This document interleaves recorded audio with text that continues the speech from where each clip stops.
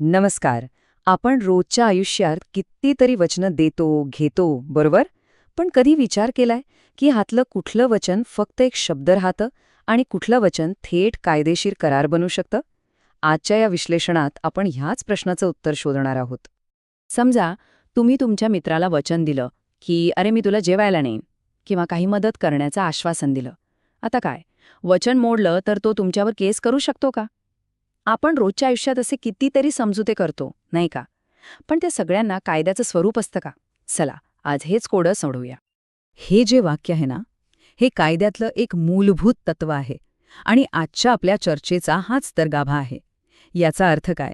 तर प्रत्येक कराराची सुरुवात एका समझोत्यातून होते, पण प्रत्येक समझोता काही करार बनत नाही. आता समझोता म्हणजे काय?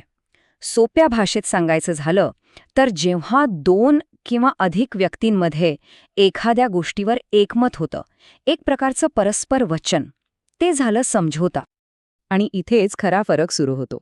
करार म्हणजे असा समझोता ज्याला कायद्याचं पाठबळ आहे.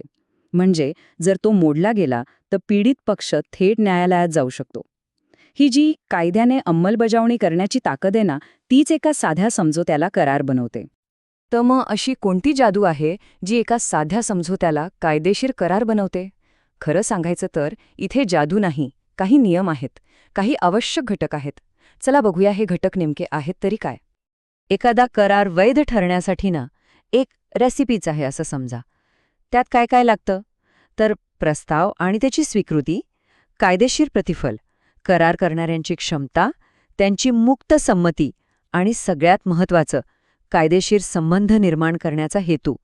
आज आपण यातल्या दोन अत्यंत इंटरेस्टिंग घटकांवर लक्ष देणार आहोत. हा प्रतिफळ शब्द जरा जड वाटतो नाही का, पण याचा अर्थ अगदी सोपा आहे. बदल्यात काहीतरी. म्हणजे दोन्ही बाजूंनी काहीतरी देवाणघेवाण व्हायला हवी. उदाहरणार्थ, ने ला 5 लाखात घर विकण्याचं वचन दिलं. इथे साठी 5 लाख रुपये हे प्रतिफल आहे आणि साठी ते घर. सिंपल. दोन्ही पक्षांना काहीतरी मिळायला हवं. आता आपण कायदेशीर संबंध निर्माण करण्याचा हेतू ही संकल्पना एका खऱ्याखुऱ्या गोष्टीतून समजून घेऊया. ही गोष्ट आहे एका जोडप्याची, ज्यांच्यातील एका साध्या वचनामुळे कायद्याचा एक मोठा सिद्धांतच तयार झाला. ही केस आहे बाल्फोर विरुद्ध बाल्फोर 1919 सालची. एक खूपच प्रसिद्ध केस आहे, जिने करार कायद्याला एक नवी दिशा दिली. या केसमुळे ना, घरगुती आणि सामाजिक वचनांकडे न्यायालय कसं बघतं हे एकदम स्पष्ट झालं. तर गोष्ट अशी आहे, श्री बॅल्फोर श्रीलंकेत कामाला होते. त्यांच्या पत्नीची तब्येत ठीक नसल्यामुळे त्या इंग्लंडमध्ये होत्या. तेव्हा श्री बॅल्फोर यांनी पत्नीला वचन दिलं की ते तिला दरमहा 30 पाऊंड पाठवतील. पण काही काळानंतर त्यांच्यात दुरावा आला आणि त्यांनी वेगळं व्हायचं ठरवलं. मग काय, श्री बॅल्फोर यांनी पैसे पाठवणं थांबवलं. आता श्रीमती बॅल्फोर यांनी थेट त्यांच्यावर खटला दाखल केला की हा तर कराराचा भंग आहे. आता इथेच खरा कायदेशीर प्रश्न उभा राहिला. पती-पत्नींमधलं हे जे वचन होतं, हा जो समझोता होता, तो खरंच एक कायदेशीर करार होता का? न्यायालयासमोर हाच तर मोठा पेच होता. आणि न्यायालयाने जो निकाल दिला तो खूप महत्त्वाचा होता. कोर्टाने म्हटलं, इथे कायदेशीर संबंध निर्माण करण्याचा कोणताही हेतू नव्हता. पती-पत्नीमध्ये दिलेलं वचन हे सहसा करार नसतं. ते एक घरगुती आश्वासन होतं, प्रेम आणि विश्वासावर आधारलेलं. त्याला कायद्याच्या चौकटीत बसवण्याचा त्यांचा हेतूच नव्हता. यावरून काय शिकायला मिळतं?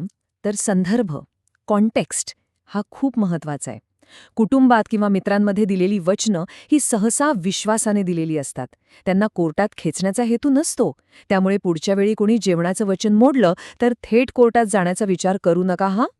ओके, आता आपण बघूया की जेव्हा एखाद्या समझोत्यात काहीतरी गडबड असते, काही दोष असतो, तेव्हा काय होतं. यासाठी कायद्यात दोन महत्त्वाच्या संकल्पना आहेत. एक म्हणजे शून्य करार आणि दुसरा शून्य करणीय करार. या दोन्हीमधला फरक खूप महत्त्वाचा आहे. नीट समजून घेऊया. शून्य करार म्हणजे तो करार जो सुरुवातीपासूनच निरर्थक आहे, जणू काही तो कधी अस्तित्वातच नव्हता. आणि शून्य करणीय करार म्हणजे तो वैध असतो, पण त्यातल्या एका पक्षाला तो रद्द करण्याचा पर्याय असतो, एक ऑप्शन असतो. हा तक्ता बघा, यावरून फरक आणखी स्पष्ट होईल. शून्य करार हा सुरुवातीपासूनच शून्य असतो, तो कधीच वैध होऊ शकत नाही.